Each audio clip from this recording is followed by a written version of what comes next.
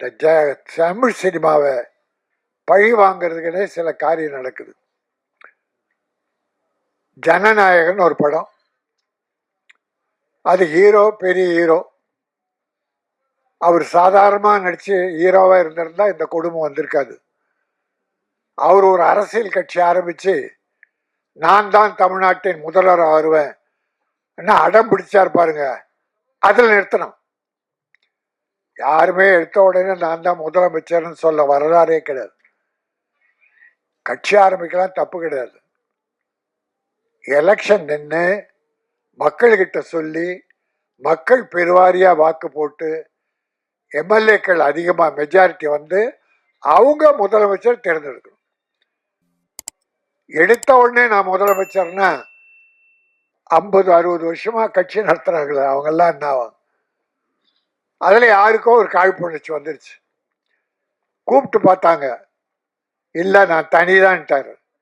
தனிதானே, ஜனநாயகத்தை பார்த்துக்கிறேன். அது இந்திய ஜனநாயகம். அதாவதுங்க, ஒரு படம் முழுசா எடுத்து யார் ஹீரோ எந்த கட்சியெல்லாம் நான் பேச வரல. தமிழ் சினிமா நிலை என்ன? ஒரு படம் எடுத்து முடிச்சாச்சு, அது 400 கோடி 500 கோடியா தெரியாது. ஹீரோவுக்கு மட்டும் 250 கோடி, ஒரு 100 கோடியில படம் 350 கோடி இருக்கும், அவ்வளவுதான். ரைட். ஒரு முதலாளி ஒரு தயாரிப்பாளர் பண்ணான். இப்ப கஷ்டம் யாருக்கு? தயாரிப்பாளர்.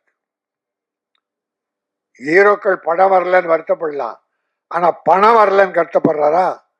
பணம் வாங்கிட்டாரு, எப்போ கொடுத்துட்டாங்க, அதனால அவரு கஷ்டம் இல்லை.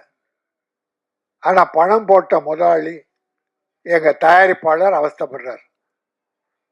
இதுல என்ன நியாயம்னா நிச்சயம் நியாயமே இல்லை, பழிவாங்குதல் ஒண்டிதான். டிசம்பர் 19 படம் பார்த்துடுறாங்க, 22 சர்டிஃபிகேட் கொடுக்குறேன், கட்டெல்லாம் கொடுக்குறாங்க. 24 கட்டு கொடுத்தாச்சு. 24ஆம் தேதி சர்டிஃபிகேட் வரும்னு நம்பினா பதிலே இல்லை.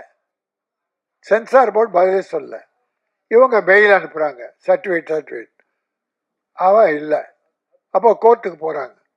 கோர்ட்டில் போன உடனே லாக். 1 மாசம் மேல ஆகுது, படம் வரல.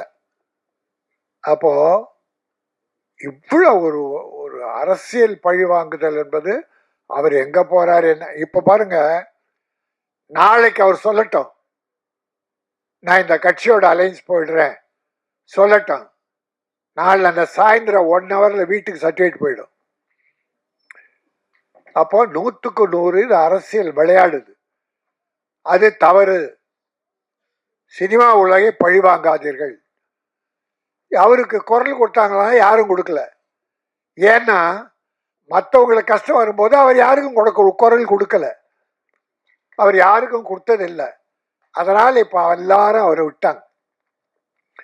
அதனால அவருடைய தைரியத்தில் அவர் தான் இனி வெற்றி பெறணும், தயாரிப்பாளர் காப்பாற்றணும். ஆகவே நான் எந்த அரசானாலும், இது மத்திய அரசு தான் காரணம், மாநில அரசு மேல சொல்ற அர்த்தமே இல்லை. முதலமைச்சரே ஒரு ட்வீட் போட்டிருக்காரு, இந்த மாதிரி பழி வாங்கக்கூடாது என்று அவரு எதிர்ப்பு தெரிவிச்சிருக்கார். ஆகவே இந்த எந்த அரசானாலும் இந்த ஜனநாயகத்தை விரைவில் விஷயத்தை முடிச்சு, கோர்ட் மேட்டர் முடிச்சு, அந்த படம் ரிலீஸ் ஆகி ப்ரொடியூசர் காப்பாற்றப்பட வேண்டும். அதான் என் நோக்கம், வேற நோக்கம்லாம் இல்லை. அடுத்து அவர் படம் தயாரித்து ஆயிரக்கணக்கான தொழிலாளருக்கு வேலை கொடுக்கணும். அந்த நோக்கத்தோடு தான் நான் சொல்லுகிறேன், ஜனநாயகம் படம் விரைவில் வெளியாக வேண்டும். உங்கள் அரசியலுக்காக சினிமாவை பழிவாங்காதீர்கள் என்று பொதுவாக சொல்லி, இந்த ப்ராமிஸ், சத்தியம், உண்மை, மெய், சத்தியமாக சொல்லுகிறேன், இந்த படம் வெற்றி பெற வாய்ப்பு இருக்கிறது. உண்மையாக சொல்லுகிறேன், இந்த பணம் திரும்பி வர வாய்ப்பு இருக்கிறது.